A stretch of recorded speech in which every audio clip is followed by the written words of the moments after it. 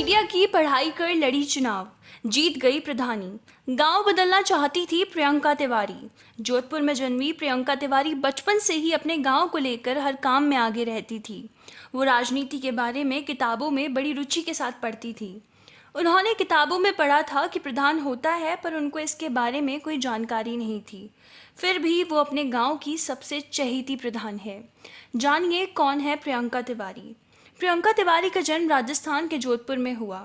इनके पति डिफेंस में नौकरी करते थे, तो इनको देश के अलग अलग शहर देखने का मौका मिला। इन्होंने जोधपुर में अपनी स्कूलिंग की शिक्षा व ग्रेजुएशन पूरी की।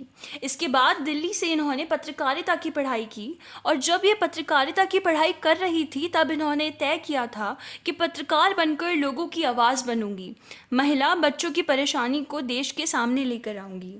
कुछ समय फ्रीलांसिंग की। इसके बाद 2019 में इनकी शादी हो गई और जोधपुर की लड़की अब हाथरस की बहू बन गई।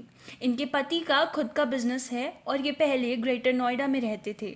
शादी के बाद इनको कभी कभी राजपुर जाना पड़ता था। जब भी ये ससुराल जाते तो एंट्रेंस पर हरियाली नहीं, इनको कचरे का ढेर देखने को मिलता। वह जगह जगह गोबर से लदे घुरे, वह जगह जगह प्लास्टिक के ढेर होते। ये सब देखकर उनको अजीब लगता और कभी कभी तो गंदगी में जाने का मन ही नहीं करता। वह कभी कभी इन समस्याओं के बारे में परिवार वालों के सामने बैठकर बातें करती, तो उनको पता चला कि ये सब गांव गांव के सरपंच का है। कुछ समय बाद 2021 में ग्राम प्रधान के चुनाव हुए। उनके परिवार ने उनको फुल सपोर्ट किया और उन्होंने ग्राम प्रधान का चुनाव लड़ने का फैसला किया। इसके बाद उनको भारी मतों से विजय मिली और वो ग्राम प्रधान बन गई। उनके परिवार वालों ने कहा कि बेटी, जो तुम करना चाहती थी अब कर सकती हो। वो तुम्हारी सोच है कि गांव को तुम अब कैसा बनाना चाहती हो। अब सब तुम्हारे हाथ में है। इसके बाद सबसे पहले उन्होंने गांव के प्रवेश द्वार में कचरे के ढेर हटवाए। इसके बाद उनका अगला प्रयास था कि वे अपने गांव को प्लास्टिक मुक्त करवाए।